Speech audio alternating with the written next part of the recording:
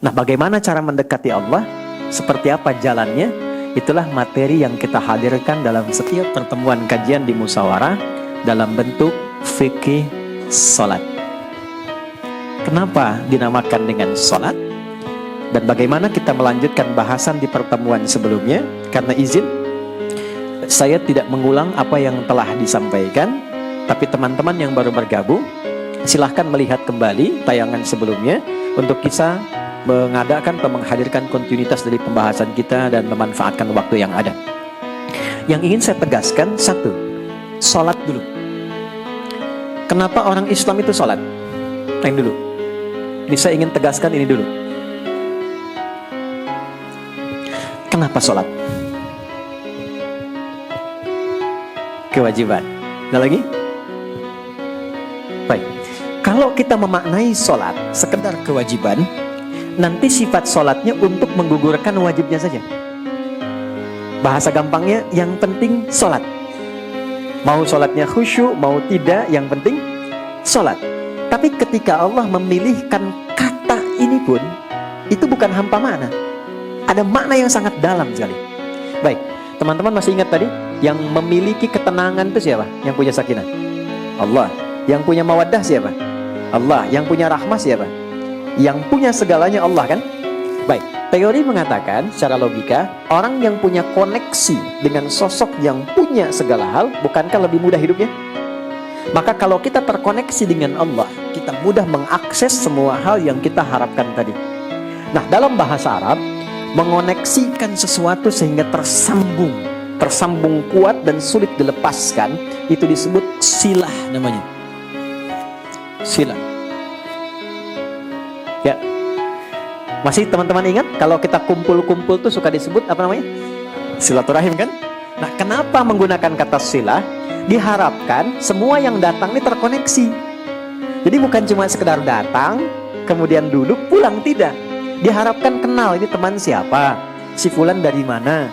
Kalau ada yang punya kesulitan, bisa dibantu gugur kesulitannya. Kalau ada yang gelisah, pulang jadi tenang, pulang saling mendoakan. Itulah yang disebut silah. Nah, jika kita ingin merubah kata ini dengan koneksi yang sangat kuat dalam bentuk ibadah yang terpola caranya awal sampai akhir, maka rubah kalimatnya dari silah menjadi sholat.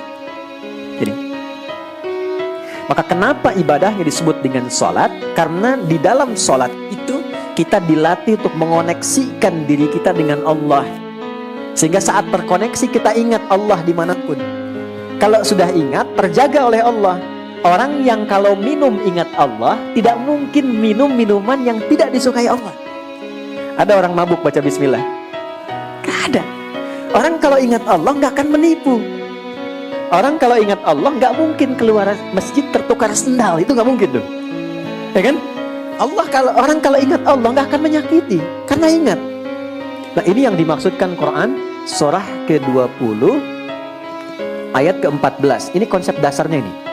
Ya, innani anallahu la ilaha illa ana fa'budni. Akulah Allah yang menguasai segalanya, satu-satunya Tuhan yang punya semua akses dalam kehidupan. Maka kalau Anda ingin mendapatkan semua kemudahan, fa'budni, terhubunglah denganku, mendekat kepadaku. Gimana caranya ya Allah? Wa aqimis shalah, tunaikan salat untuk mengoneksikan dirimu li dzikri, supaya engkau tersambung denganku. Ini dengan Allah. Jelas? Nah, karena itulah dalam salat ketika kita tersambung, kita mengungkapkan semua harapan-harapan kita, termasuk mencurahkan kesulitan-kesulitan kita, sehingga kita meminta solusi. Bukankah dalam salat kita mengatakan iyyaka na'budu wa iyyaka nasta'in? Perhatikan baik-baik. Ini janji yang disampaikan oleh Allah melalui lisan Nabi. Siapapun orang yang sholatnya benar, berniat mengoneksikan dirinya kepada Allah, itu baru baca Al-Fatihah sampai kalimat iyyaka na'budu wa iyyaka nasta'in, dari mulai wudu sampai dengan kalimat itu, perhatikan jawabannya. Hadza baini wa baina 'abdi wa li 'abdi ma sa'al.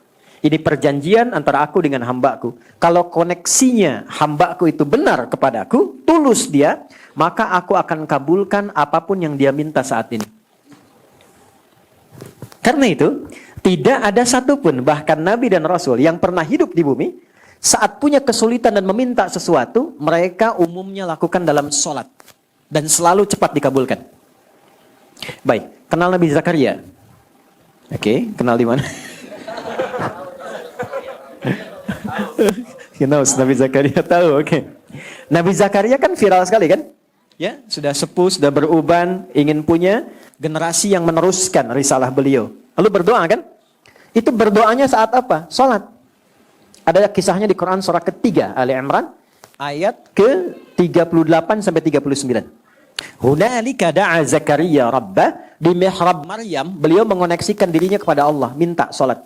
Qala rabbi habli min ladunka dzurriyyatan thayyibah innaka sami'ud du'a.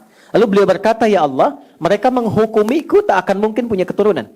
Sedangkan engkau yang tidak punya batas dalam pemberian. Jadi ini fikih dasar. Kalau ada orang menghukumi kita dengan apapun, itu nggak mungkin tuh, nggak mungkin sembuh tuh, nggak mungkin bisa begitu. Itu tanda pertama langsung dari Allah, supaya meninggalkan pendapat makhluk, langsung minta kepada Allah. Karena Allah ingin mengabulkan tanpa campur tangan makhluk sedikit pun. Fanadatul malaikatu wa huwa qa'imun yusalli fil mihrab. Maka dikabulkan doanya saat beliau masih sholat, masih berdiri minta. Dalam sholatnya langsung dikabulkan. Nabi Musa saat sulit sholat. Quran surah 20 ayat 14. Nabi Yahya sholat. Ya. Nabi Isa sholat. Yesus Mesias itu sholat. Ada di Quran surah 19. Ya, Maryam ayat 31 sampai 33. Wa ausani bis shalah. Allah mewasiatkan kepadaku dan bundaku untuk sholat. Kemudian siapa lagi? Nabi Ismail. Nabi Ismail itu bahkan meminta semua keluarganya supaya jangan putus koneksinya dengan Allah, supaya semua dapat berkahnya. Itu di Quran surah ke-19 ayat 55. Wa kana ya'muru ahlahu bis shalah. Jadi Anda bayangkan, Nabi, Rasul, setaat apapun ketika punya persoalan, sholat.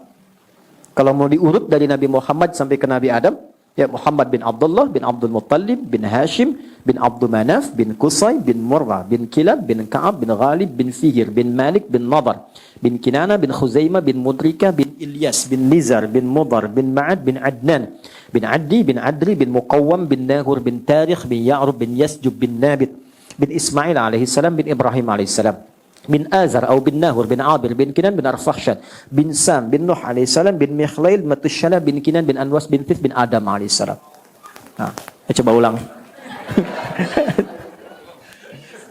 Saya cuma ingin tunjukkan bahwa Nabi aja sholat. Masa kita yang bukan Nabi nggak sholat? Ya, dan kadang-kadang anehnya begini, nuntutnya kebanyakan. Pengen sukses, pengen bahagia, pengen segalanya. Tapi punya hubungannya nggak bagus dengan Allah. Kan jadi nggak sehat kan? Nah ini kenapa disebut dengan sholat, selain membuktikan kebertuhanan kita kepada Allah, juga memberikan kesan-kesan yang dalam supaya kita bisa mendapatkan semua pancaran kebaikan yang Allah berikan untuk kita. Jelas sampai sini?